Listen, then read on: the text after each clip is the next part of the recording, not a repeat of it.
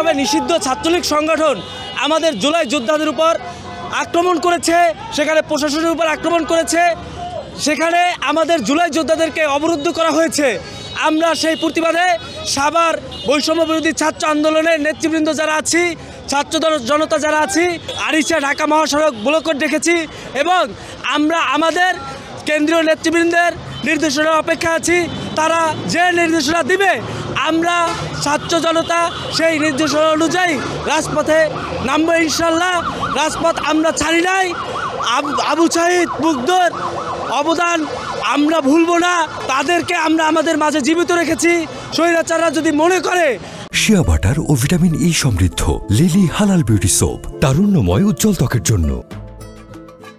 আমরা রাজপথ ছেড়ে দিয়েছি, ছাত্ররা ক্যাম্পাস মুখ হয়ে গেছে, এটা তাদের ভুল হবে এবং এটাই তাদের মরণ কামড়ের একটা শেষ ব্রেক হবে। জুলাই আন্দোলন করেছি, জুলাইয়ের সৈনিক আছি, আমরা এখনো রাজপথ ছেড়ে যাই নাই।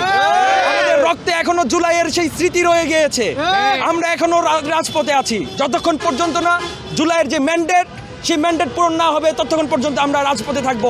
আজকে গোপালগঞ্জে হামলা হয়েছে এনসিপির নেতৃবৃন্দের উপরে। এই হামলা পরবর্তীতে বাংলাদেশের এই স্বৈরাচারমুক্ত বাংলাদেশের আন্দোলনে যারা ছিল প্রত্যেকটা মানুষের আমরা হুমকি মনে করছি যে আস্তে আস্তে তারা যখন এইভাবে বের হতে থাকবে রাস্তায় এবং বাহিরে উন্মুক্তভাবে, আস্তে আস্তে আমাদের বাংলাদেশের স্বাধীনতাকামী স্বৈরাচারমুক্ত আন্দোলনকারী যারা ছিল সবার উপরে এরকম হামলা করবে।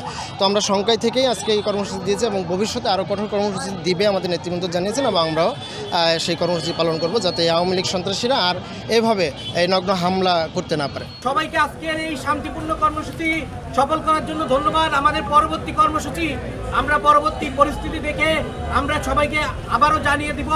আমরা একটাই কথা বলতে চাই, যদি জুলাই যোদ্ধাদের নিরাপত্তা নিশ্চিত না করা হয় আমরা আজকের তুলনায় আরো কঠোর থেকে কঠোর কর্মসূচি যেতে বাধ্য হব।